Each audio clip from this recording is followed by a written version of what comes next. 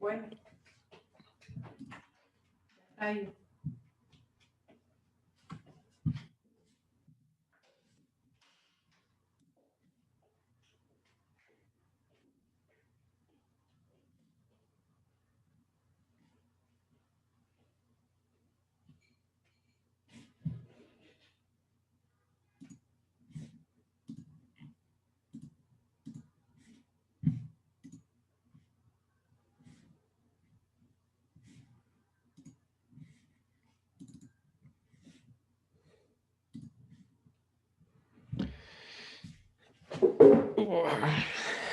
What's up, Travis? Starting soon. Let's see if someone else joins. Gabriel, are you coming? If not, hopefully you can see it in recording. Very good topic today.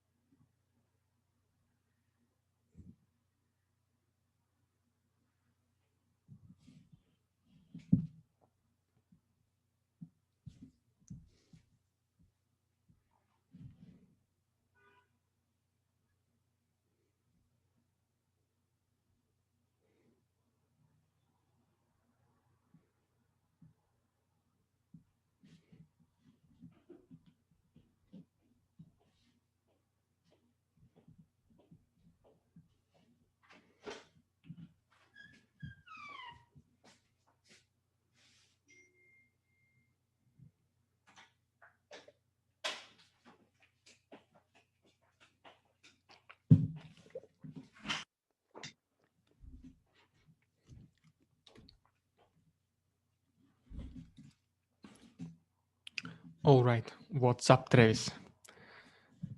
I just see my video quality, whatever it is, like I'm blue and stuff against the window and everything. Guess doesn't matter. As long as the sound is good, I'm good. But yeah, I'm blue the budi the Buddha and stuff like this and that.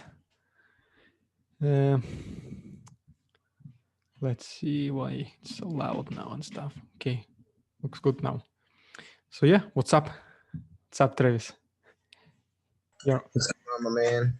What's up? How's your new year? It's pretty good. We got some snow. Good. It's cold. Yeah, you know about that up in Canada, though. In Canada, snowing, but still in Colombia. So yeah, you're where I want to be right now. It's good here. Yes. You still have snow outside. You did.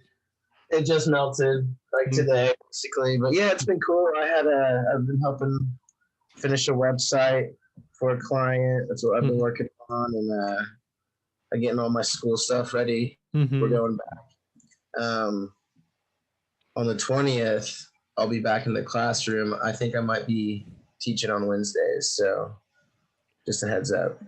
Soon enough. So yeah, let me know what times are if you have any like Wednesday classes and everything. Since it's mostly just the two of us, so we can basically select another time. And because now I'm not doing Instagram posts anymore, I have a couple of hours free during the week. So yeah, man, that must be nice. Just let me know how your Wednesday classes, if you will have them and what time they are. And if they interfere with this, we can obviously change it. Like, no problem. Okay, thank you, man. Cool. Okay, so yeah, I guess let's begin. Already 15 minutes late, as always. Hopefully someone else joins. If not, then okay. I always upload it and people can see it in replay. Where's the stuff as always? Okay, you could not minimize recording. Okay, number one slide, this and that. So yeah, if you've seen already the topic for today, things to do before investing. I was just expecting Gabriel will join, but hopefully you already know all these things. Just if not, it's a good reminder for you as always. But like I said, it's always good to remind yourself about stuff that you think it's easy. So, and this is one of the things to do before investing. Sometimes it might sound obvious, but so many people still don't do it, do these mistakes. They start investing right away without doing any preparations, even at least the most necessary ones. something bad happens, and that's it. The investing experience is ruined forever for them. So basically today we're going to talk about things that we need to do before investing, things that are at least recommended, maybe not even mandatory, even though I would highly recommend to do them, but at least these are recommendable things to do before you start your investing journey. And these are the topics which I already sent in the Instagram group and everything. It's the budget, it's the pay down debt, emergency fund, then start studying and increasing your financial literacy, start investing with ETFs, because it literally takes you nothing to invest in ETFs. And while you're investing in them, you can study more, and then you can switch basically to individual stock picking. And as always, in the end or in between the sections, if you have any questions, feel free to ask them. I'll answer them. And so far, so good. Okay, no one joined. As always, let's begin. First thing is to do a budget, is to make a budget. Obviously, before investing your money, you need to have extra money to invest. You cannot invest your last money, you cannot invest your savings, you cannot invest your emergency fund. All things, all money that you're investing, obviously we're talking about investing, not trading. All the money that you're investing are those money that just in case you are ready to lose. These are the money that your extra money that investing in the stock market. Like whenever you're investing money, you literally just set this money aside, you don't touch them, and let them do the work. So these are not the money that you need in the nearest future. These are extra money, like I said, money that if you spend, you will not feel like that you're cutting down on food, you're not buying some essential things. These are extra money. And obviously, to see if you have this extra money, it is recommendable, especially if you're on the tight salary, how it's called. If you're living from paycheck to paycheck, this is especially important, or especially if you're in the huge debt, in the big debt, if you don't have enough money. This is especially important to make a budget. Extremely simple stuff. I did my first budget, I don't know, like 2015, I guess, 2016, I did my first budget with no idea at all. I just did things that make sense to me. So I made the table in Excel, I think I remember, yeah. I put on the left my all sources of income. Obviously, the biggest one will be your salary, then like side projects, selling stuff, Amazon, eBay, like every single dollar that comes into your pocket during the month is on the left side.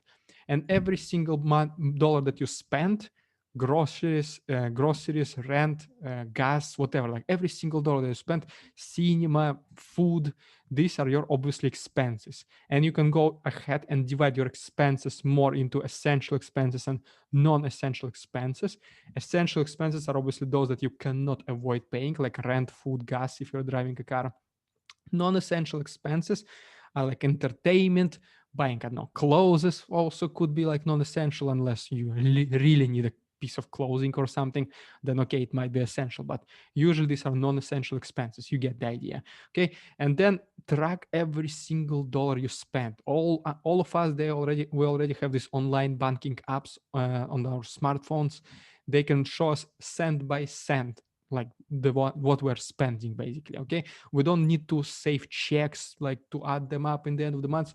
Just literally go on your app, see what you spent, what you earned, put money that you earned on the left, money that you spent on the right, just divide spendings into essential and non-essential. That's it, simple as that.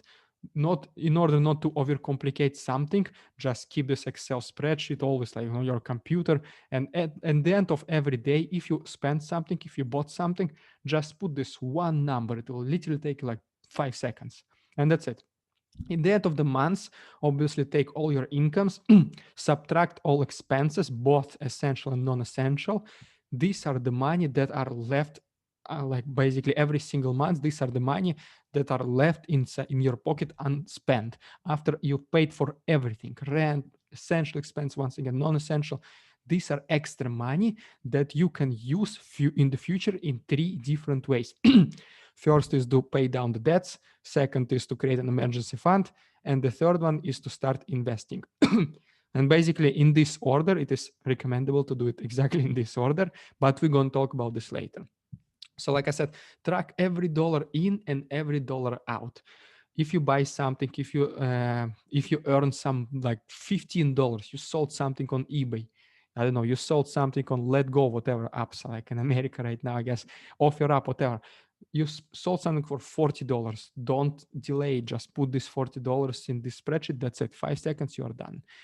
And like I said, at the end of each month, after subtracting expenses from incomes, you will see how much money is left. And these are your extra money that you are free to do basically whatever you want with them. And the first thing to do is this money. Let's see if anyone is joined.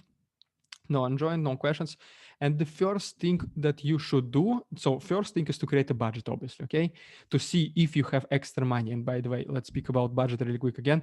If you have extra money, you are doing good.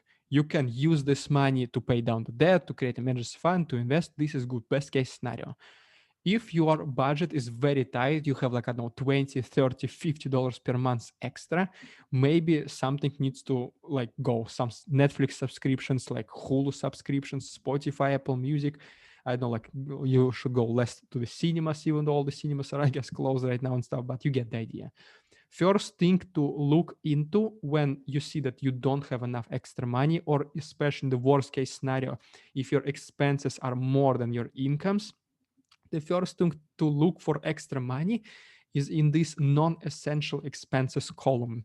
And this is literally when you think like, okay, it's just, I don't know, Spotify, $9.99 per month, not a big deal. But you have Spotify, Hulu, a couple of times you go to the cinemas, here you go, you're already $50. Already $50 that you can save every single month, which is $600 per year. And you just decrease like 2-3 different things that you are doing monthly basis. I don't know, Starbucks coffee and stuff like this. Okay, like some people buy Starbucks coffee, I don't know, every single day. So it's like, I don't know, $3 per day. So it's like what, almost $1,000 per year. So it's not about like, it's just $5, it's just $10. It's about that small things, they add up as a result. And this $50 per month will become $600 per year. And then if you can make it like around $200 per month, this $200 per month, it's already $2,500, $2,400 per year. So small things, they do add up. You just need to see the budget, create budget, and see where you can save some extra money. And okay, now about the debts. No one joined, no questions. The first thing after you created a budget, and if you see that, okay, you have some extra money and you want to start investing, then take a look if you have any debts. Keep track of every debt that you have: credit card, mortgage payments, car payments, that no, like every single debt that you have, every money that you owe to your friends or whatever. Yes, every single, try to keep track of these debts. Do a brainstorm. If you have so many different debts, like brainstorm, okay, where do I have them? I'm very fortunate that I don't have any basically debts right now. Maybe I know if I use my credit card, as soon as the money is on the statement, I pay them immediately, or I don't even wait for the money to show up on the statement. I just pay them immediately. I spend $50. I go, I don't know, in the restaurant. I come home in the evening. I already paid this $50 to my credit card. So I don't ever like delay or anything like this. So in this case, I'm hopeful it stays the same. I'm hoping very much. But some Americans, I know they have like 5, 6, 7, 10 different sources of debt. And there are so many that just lose track of them. They might remember about the most important ones, I know, mortgage, car payment, credit cards, but they can forget about a couple of them. I don't know, whatever it is, okay? So first thing is to basically remember what type of debt payments you have monthly. Write them down, I don't know, create an Excel spreadsheet. Keep track of every single thing that drains money out of your pocket. Don't start investing if you have debts, and especially if you have high interest debts. And if whenever you are creating budget already, you see that you have some extra money. And once again, the first thing after the budget is to pay down the debt. Pay down the debt with the highest interest first, because average credit card interest rate in America is more than 20%. And which basically means that if you have this credit card debt of 20% annual interest, I don't remember, AAR, I think, yes, I forgot how it's translated, but whatever, but you know what I'm talking about. So the interest rate for the credit card is more than 20%. In order for you to just don't pay this debt and not lose your money, and you are investing, you need to have your portfolio to have average annual returns of more than 20%. So in this case, it makes sense that you have this credit card that you're not paying, that you're not like getting rid of basically, but you know it is impossible. Like average stock market return 20, 30, 50, 50 years, it's like what, 8, 9, 10%, not even close to 20%.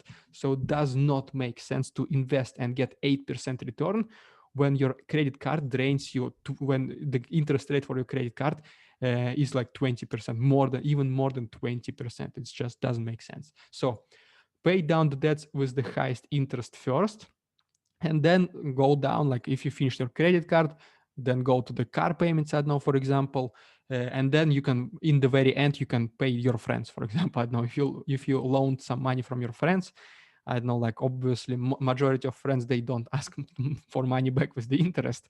At least I don't have friends like this. But like if you took $1,000 from your friend, you need to give him $1,000, and obviously he's not gonna lower your credit score or anything like this. So this type of debts you can kind of pay in the end or delay if possible, if your friend is good enough. But still, get rid of as many debts as fast as possible.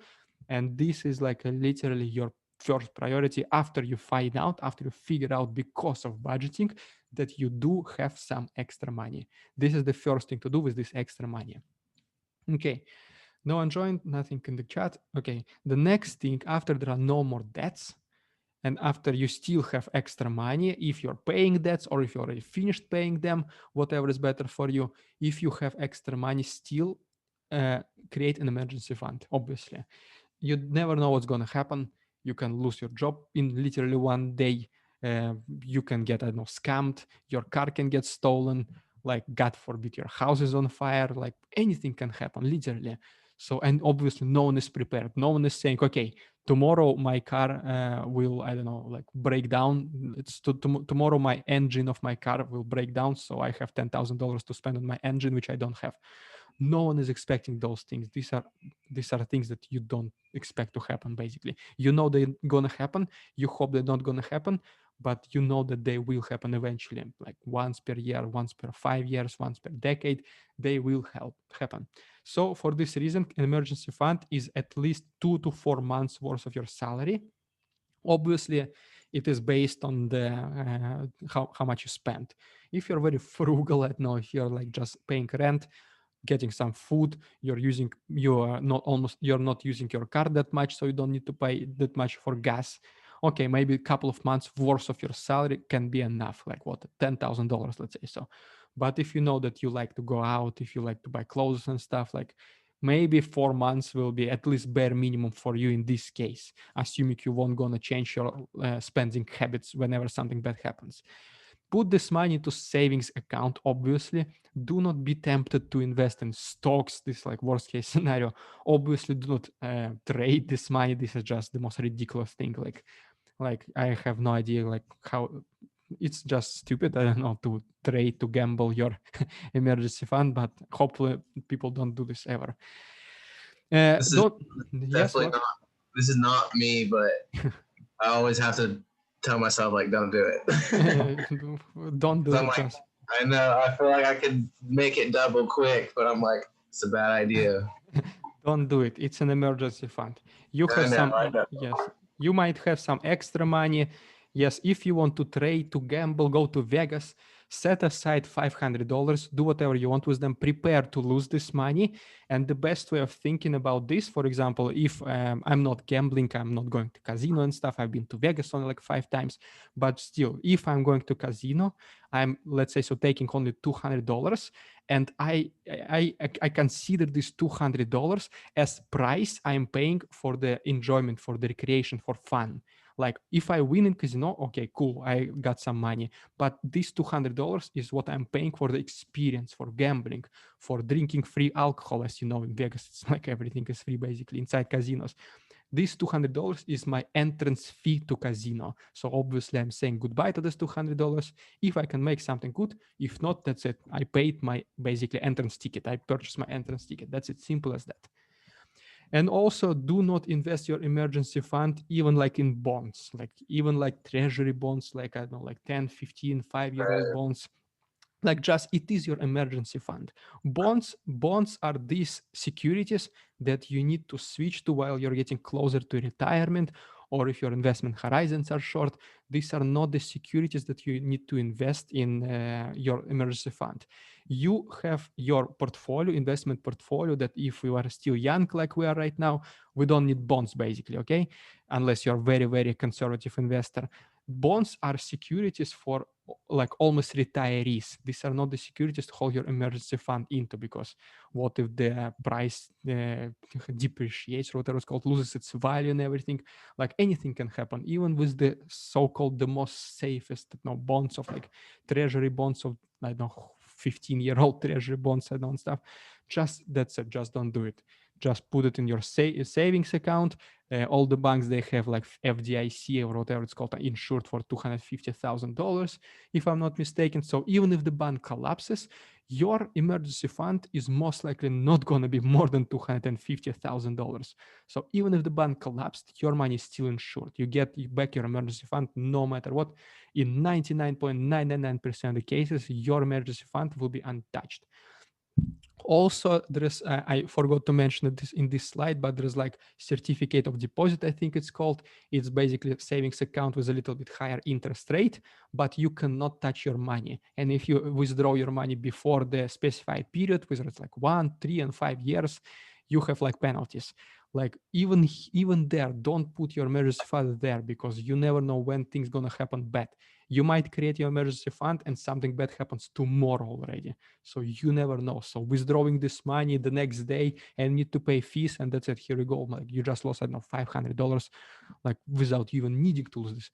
Always emergency fund needs to be in the safest place, with very easy accessible place, like savings account. You just can spend it, like swipe your card, and that's it. Like, yeah, or withdraw from ATM, from the teller. That's it. Savings account is the best place for an emergency fund. It might not be the best return, obviously, like what's the 0.6%, even less, I think.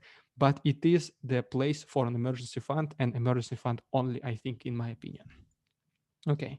And yeah, do not touch this money unless it's an emergency. Like I already said, don't gamble them, don't trade them, don't invest them. Just leave them there, forget about them, leave them be, let them make like $5 per year or whatever are returns. I think even less than this, but that's it.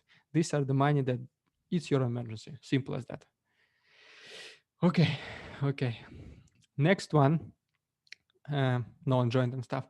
After you've done your budget, after hopefully you see that you have some extra money, after you've paid down your debts, after you created your emergency fund, financially, you are ready to invest, but you might not be ready to invest mentally. So like a lot of people, they think investing is trading. Like even I was like this, my father is like this. Like a lot of people for a lot of people, investing is buy something low, and as soon as its price is higher than you bought it for, to sell it. That's what's investing for. Literally, I would say more than half of people who never invested, who don't know anything about investing, it is trading basically for them. So obviously, whenever you're financially ready to invest, you most likely, if you're a beginner, not ready to invest mentally. For this reason, there's so many great books about investing. I know, like all this Rich Dad, Poor Dad, Intelligent Investor, like Peter Lynch, all this, like so many books. Or if you don't want to use money, I don't know, like what books, like $10, $15, there's so much free stuff on the internet. My whole investment base before I started reading books and everything was solely relying on Investopedia. I guess you know the website.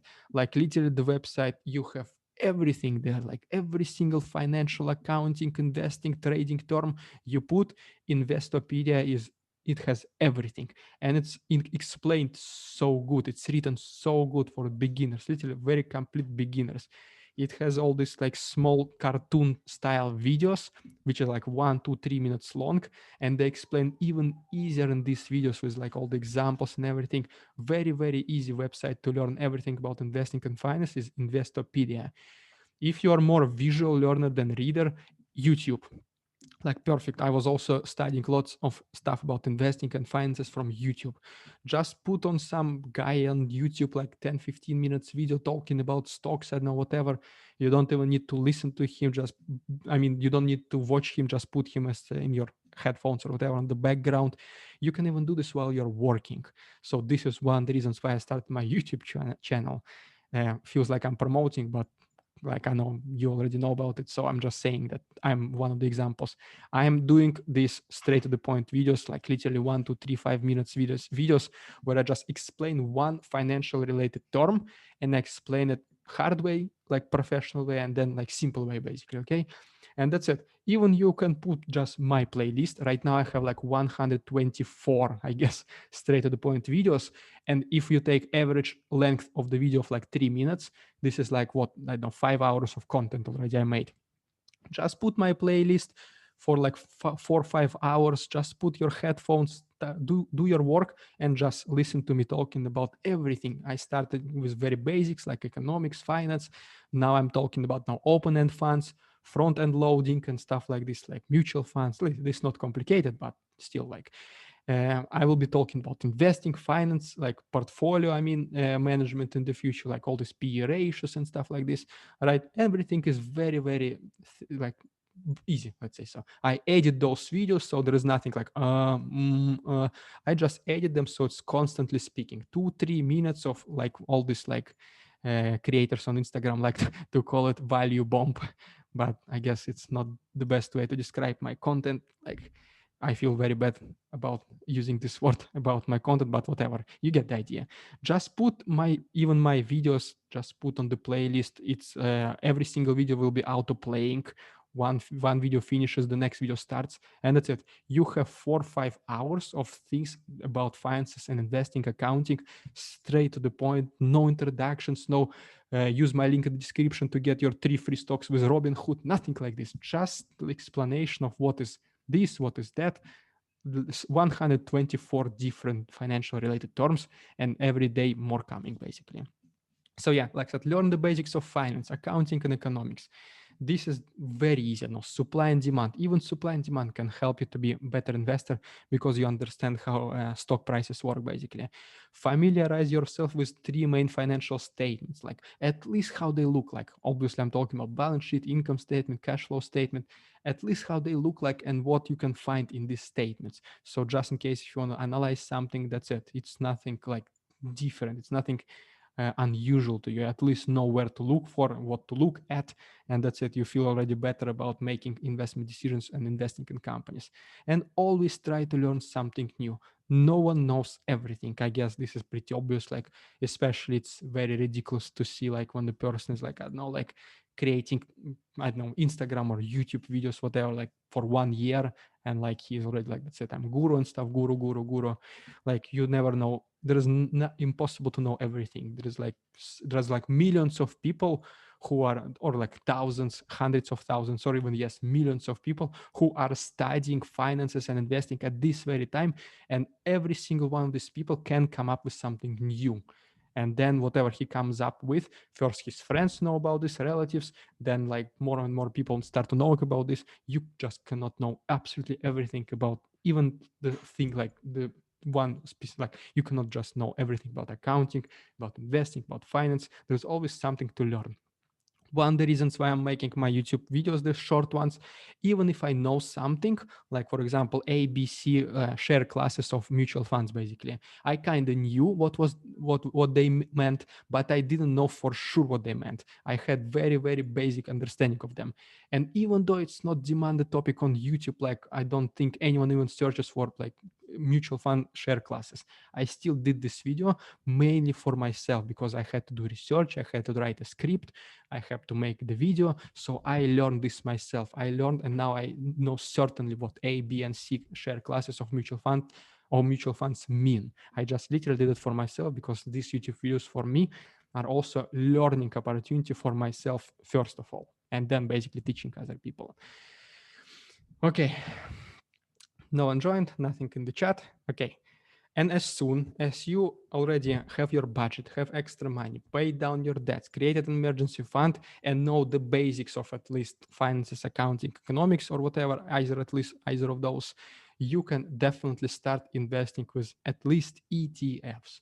ETFs are extremely, it's the best ways to start investing. Investing knowledge and experience required is literally zero. Nothing to analyze, no portfolio management, no portfolio rebalancing, nothing. Just select one ETF, total stock market index ETF or S&P 500 ETF, which is VTI or VO, obviously, respectively.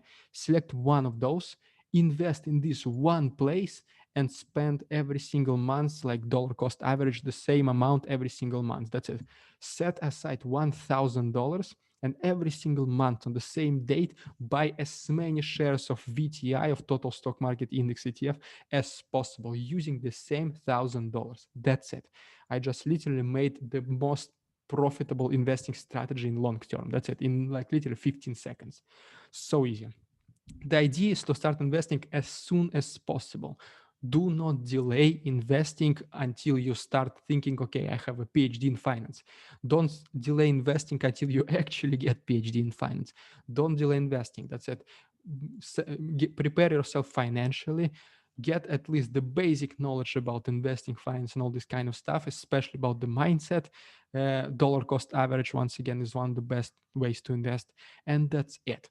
Every single month, same amount of money, same place to invest. That's it, done. And during this investing stuff, continue learning, continue studying, continue reading books, doing courses, online, offline, wherever you want, watch YouTube videos. And while you are already invested, continue learning, and then yes, you might give yourself a chance at individual stock picking if you think you can beat the market. Like kinda yes, maybe in the short-term perspective you can do it, but in long-term perspective, the longer you're competing, as you know, the least chance you have at beating. Like I guess like less than 1% of people were able to beat the market in long-term perspective. But basically that's my idea exactly right now. Right now I'm investing in individual companies, and maybe I will be investing in them for like just maybe less than half of my journey. And in this, like what, 10 years, I don't know, in 10 years, maybe it's better chances of me beating the market in 10 years than beating the market in 35 years.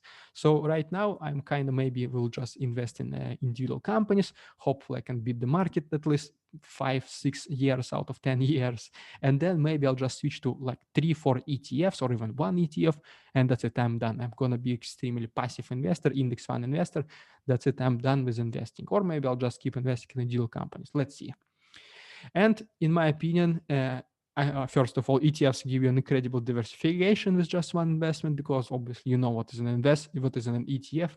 It just you invest in one place and you get exposure to thousands of companies. If this is a total stock market index, or if this is like ARK investment, like what they have, like 39, I don't remember, companies.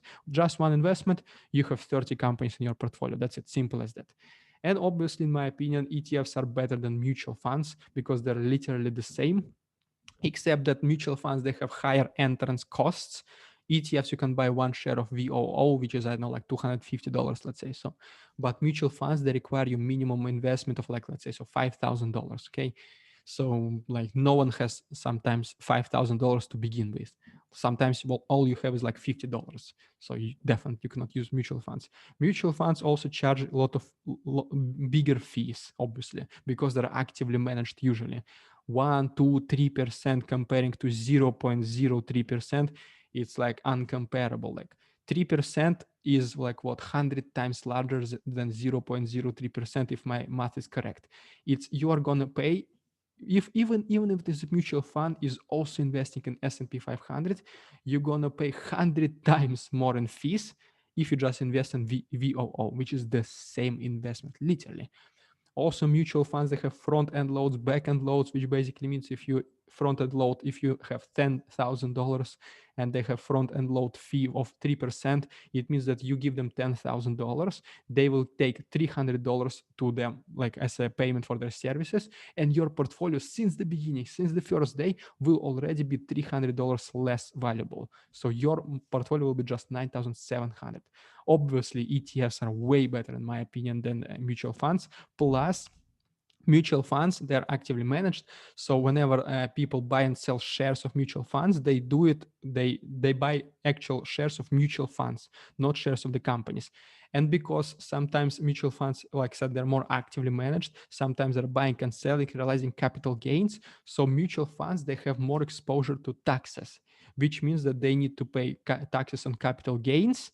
And these taxes, they're also passed down along the mutual fund investors. So this is where all the expense ratios, management fees, front end load fee, back end load fees, like this is where all these things are coming from. So mutual funds, they're definitely much worse than ETFs, much more fees that you need to pay in comparing to ETFs. Okay. And the last one, if I'm not mistaken, as soon as that's it, everything is good, budget, all the debts are paid, emergency fund is created, you're pretty financially literate, you're prepared financially and mentally to start investing, you already started investing in ETFs most likely, then you might try yourself at picking individual stocks. Picking individual stocks is risky because, like that's it, whenever you have VTI and you have 1,000 companies, if one of these companies loses half of its value, you will most likely not even feel it because all the other companies will basically just, you understand. But if you have one company that loses 50% of its value, your portfolio, your whole portfolio loses 50% of its value immediately, like literally in the same time as this company loses its value. So picking individual companies, stocks is risky. There is requires some experience with investment research because you are the one who needs to pick them. You are the one who needs to decide how many stocks you need to buy, because like that's it. You can buy one stock of Apple, you can buy 10 stocks of Apple. How many stocks you should buy? So that's why I need to know about portfolio management, how many companies you want to know. So there is more manual work, like I said, such as portfolio maintenance, rebalancing, all this kind of stuff. And it can also become complicated in terms of staying true to your goals. So this is what I mean by starting experiencing fearing FOMO, basically fear of missing out, starting to think, well, Tesla is not that bad investment. So even though you said since the beginning, I'm not going to invest in Tesla, but then you're like, you see it's climbing every single day. So it's very complicated to stay away. It's very hard to stay away, to keep yourself away from Tesla. I know Tesla will grow. It will get 700% in 2021, most likely. Elon Musk will be the richest person on earth eventually. I don't know when, but in half year or something. I'm almost 99% certain that Elon Musk will become the number one richest person on earth in the world, basically. I'm 99% certain of this. But like this Tesla stock is basically, it's another topic for another day, for me 40 minutes complaining about it. So not worth it to start it now. You get the idea. It's very hard to stay away from companies, from stocks that just grow whatever, like no matter what. Bad news, good news, the whole stock market is crashing, but this individual one stock is still growing. It's very hard to stay away from these companies. But if you're investing in ETFs like ARK and stuff like this, you still have exposure to Tesla, so you don't feel already that much of missing out on this stock. You kind of have it in your portfolio. It's not an individual position in your portfolio, but you still kind of have exposure to this company. So basically, individual stocks, they always more risky. Whenever you're investing in ETFs, you already know, I have this company in my portfolio. But when you're investing in individual stocks, like, and you don't have a company that exploded, a lot of people will be like, I should buy it, like I should buy it and stuff like this and that. So you understand what I'm talking about. And it's very hard to beat the market in the long-term perspective with individual stock picking. Some people, like I said, do it. I would say maybe less than 1% do it if we're talking about 30, 40 years investing horizons. But like, it's almost impossible, but still you can do it. So who knows, maybe it will be you, or it will be me, it will be someone else from the Patreons or like, it's possible. It's not entirely impossible, but it's highly unlikely to do so. And like I said, for me personally, right now I'm just picking individual companies because it's interesting for me, because I'm teaching people how to do these things. So I need to basically practice what I'm preaching. I cannot talk about, I don't know, like space shuttle engineering, because I don't know how they're engineered. So I need to talk about things that I do myself. I need to promote things that I believe in myself, that I experience, that I practice myself, that I work with myself personally. So basically, that's the reason why I'm doing individual stocks, even though I understand that maybe in my case, in 30, 35 years investment horizons, maybe it will be better just do index funds, and that's it basically. But it's just interesting for me for now. Whew, and I guess that's it.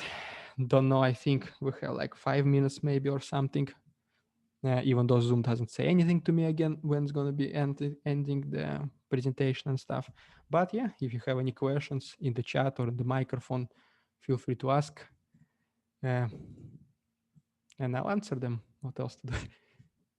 Man, I'm gonna go watch the news. It looks like some crazy shit's happening in America right now. Yeah, I've seen it. It. Yes, like there is like a bomb right now found in the Republicans, like somewhere. Yeah, I see it. Oh man, I'm a big Democrat myself, but I know. Yeah, these guys are nuts today.